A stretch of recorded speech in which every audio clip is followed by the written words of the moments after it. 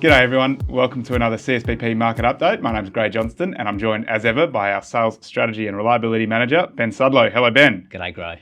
Now it's been a couple of weeks since we caught up. What's been happening in the world of global nitrogen since that period of time? I think when we spoke a couple of weeks ago there was real risk, the exchange rate was low, there was increasing tensions in the Middle East and there was some anxiety around what freight rates would be, and in the last 2 weeks most of that has sort of unwound itself into an area of what is probably a fairly low ebb for the nitrogen market. It's just slowly got back to relative calmness and prices have just drifted slightly lower bit by bit. And you talked a bit last time about China as well. Any action in China in terms of nitrogen or phosphates? The situation in China had been then is the domestic price for urea was higher, and they were in fact just likely to get as much price selling to the domestic market as they would export, and hence their expectation of coming in and supplying the market in May was pushed back, whereby they may, or the expectation is they may come back into the market as an exporter in June or into July. So that's a reasonable summary of where we're at globally, but locally, how's CSBP thinking about its procurement program for urea to meet requirements this year? Reasonably well covered in terms of physical need now. So I think separating what's happening on the domestic market, which is probably where prices and how they're going up or are they going down, and this pivot point as we go from, okay, in most cases there's been an opening rain now, and this transition period where phosphates come to their conclusions, crop goes in, and it comes to their nitrogen application, it becomes not just about what you get and what price you may get it for, but the switch is to, okay, can I get it? Is it going to be available? It'll be available in the week that I might need it. And with the rain that's happened in most parts of the state, the likelihood and the timing of that need now becomes a lot more certain than what it was. So when you say a lot more certain, what are we procuring to and how well are we placed?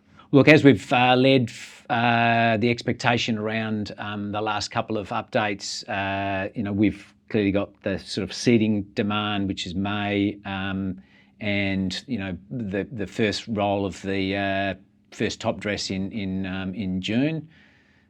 But now committing to those of ships that load in June for arrive in July are the ones that we're still going, well, is there enough confidence in the market to actually go and buy them from the customer's point of view?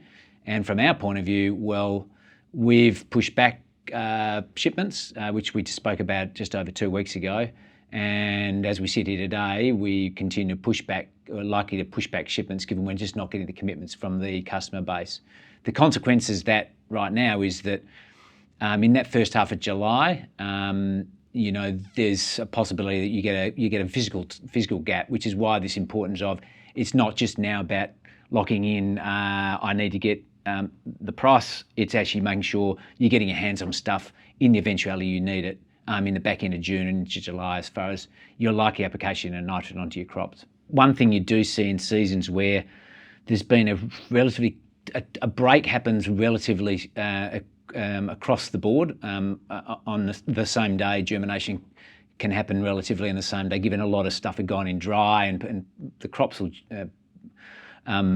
emerge relatively similar. You are more likely to get a peak in nitrogen demand, as the nitrogen requirement for those crops then tends to coincide to a very regular date, which puts pressure on physical capacity to meet that demand, not just getting it in through ports, but getting out through dispatch plants. And when the state as a market is likely to dispatch a ship every 3 days, that becomes a fairly peak demand peak. And I guess that could be exacerbated by some of the shipping challenges we talked to Manraj about a couple of weeks ago on the market update. Yeah, we're going to get stuff in ahead of time, fill your sheds as they start empty with your cropping compounds, but you've got to get product through your ports, and we're seeing real challenges getting product in through Kwinana at the moment, and we've had challenge this week and last week getting product through Johnston port as well. So that's a pretty clear picture of where granular nitrogen's at. What about Flexi-N? How are we placed, and what's happening in the Flexi-N market? So we've just taken a ship.